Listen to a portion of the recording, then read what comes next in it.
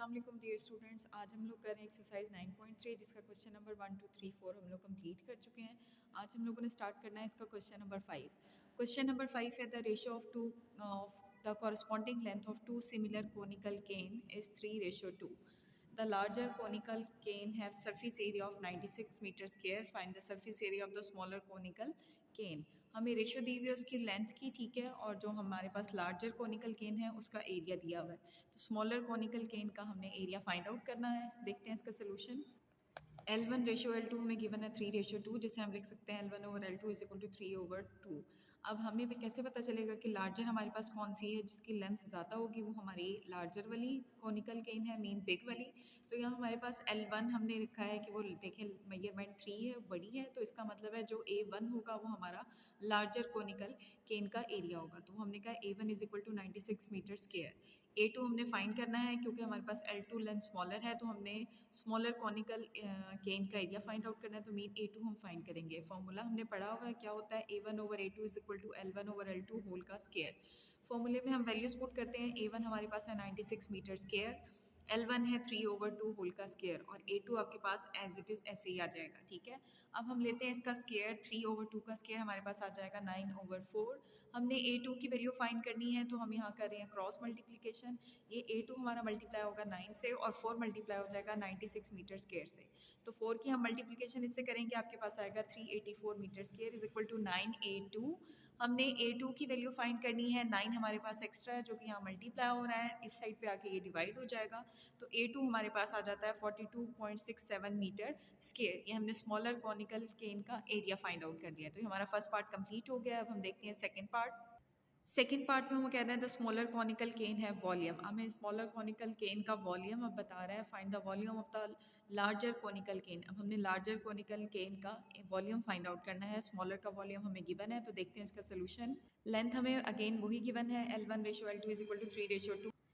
इसमें जो हमारे पास लार्जर थी उसकी लेंथ L1 थी और स्मॉलर की लेंथ L2 थी। हमने लार्जर का वॉल्यूम फाइंड करना है, तो V1 हमने फाइंड आउट करना है, V2 हमें गिवन है 240 metre cube.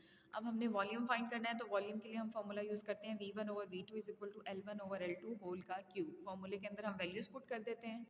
V1/240 metre cube, 3/2 whole का क्यूब। तो 3 का क्यूब हमारे पास होता है 27 और 2 का क्यूब होता है 8। 240 हमारा इस साइड पे आके 27 से हो जाएगा मल्टीप्लाई। इसकी हम 8 के टेबल पे कटिंग कर देते हैं। 8 1 द 8 और आपके पास आ जाएगा 8 3 द 24 और 0 आपके पास एज इट इज़। तो 27 हमारा मल्टीप्लाई होगा 30 से, तो आंसर आता है 810 मीटर क्यूब। तो V1 हमारे पास आ रहा है 810 मीटर क्यूब लार्जर कॉनिकल केन का वॉल्यूम। तो ये हमारा क्वेश्चन नंबर 5 कंप्लीट हो गया। अब हम देखते हैं क्वेश्चन नंबर 6। क्वेश्चन नंबर 6 है हमारे पास the ratio of the height of two similar cylindrical water tank. दो सिलेंड्रिकल वाटर टैंक है, उनकी हाइट हमें गिवन है 5:3। इसके फर्स्ट पार्ट में हमने क्या फाइंड करना है, the surface area of the larger tank is 250 square metre. Find the surface area of the smaller tank. Larger जो टैंक है उसका एरिया हमें गिवन है, स्मॉलर टैंक का हमने एरिया फाइंड आउट करना है। उनकी हाइट की रेशोज हमें दी हुई है। तो ये हमारे पास कैसे पता चलेगा कि H1 हमारा 5 है और H2 हमारा 3 है। तो H1 हमारी ग्रेटर मेजरमेंट है, तो इट मीन हमारे पास जो सरफेस एरिया लार्जर का गिवन है वो है A1 और A2 हमने फाइंड आउट करना है। तो देखते हैं इसका solution. H1/H2 is equal to 5:3। H1/H2 हमारे पास आ जाएगा 5/3 और A1 होगा 250 मीटर स्क्वायर। A2 हमने फाइंड करना है। अब हम एरिया फाइंड कर रहे हैं, तो एरिया के लिए हम इस्तेमाल करेंगे formula A1/A2 is equal to L1/L2। अगर आप यहाँ पे L1/L2 नहीं इस्तेमाल करना चाह रहे आपको, क्योंकि डाटा में हाइट गिवन है, तो आप H1/H2 भी इस्तेमाल कर सकते हैं। लेकिन बेसिकली हम एरिया के साथ लेंथ ही ज़्यादा यूज़ करते हैं, तो फिर मैंने यहाँ बता दिया है कि L1 हमारे पास H1 के इक्वल होगा और L2 हमारे पास H2 के इक्वल है। आप चाहें तो लेंथ इस्तेमाल कर लें, अदरवाइज यहाँ आप हाइट लिख लें H1/H2 होल का स्क्वायर। फॉर्मूले में वैल्यूज हमने पुट कर दिए, 250 metre square divided by A2 5/3 whole का स्क्वायर। 5 का स्क्वायर हमारे पास आ जाएगा 25 और यहाँ आएगा 9। हमने A2 की वैल्यू फाइंड करनी है, हम यहाँ करेंगे क्रॉस मल्टीप्लिकेशन। A2 हमारा 25 से मल्टीप्लाई होगा और 9 हमारा 250 से। 9 250 से मल्टीप्लाई हो जाएगा, तो हमारे पास आता है 2250 मीटर स्क्वायर और यहाँ जाता है 25 A2। हमने A2 की वैल्यू फाइंड करनी है, 25 एक्स्ट्रा है जो यहाँ A2 से मल्टीप्लाई हो रहा है, इस साइड पे आके ये इससे डिवाइड होगा, तो A2 हमारे पास आता है 90 मीटर स्क्वायर। तो हमारे क्वेश्चन नंबर 6 का फर्स्ट पार्ट कंप्लीट हो गया है। अब देखते हैं इसका सेकेंड पार्ट। सेकेंड पार्ट है हमारे पास, if the volume of the smaller tank is 270 cube metre, find the volume of the larger tank. हमें स्मॉलर टैंक का वॉल्यूम गिवन है और अब हमने लार्जर टैंक का वॉल्यूम फाइंड आउट करना है। तो देखते हैं इसका सोल्यूशन। H1:H2 हमें गिवन है 5:3।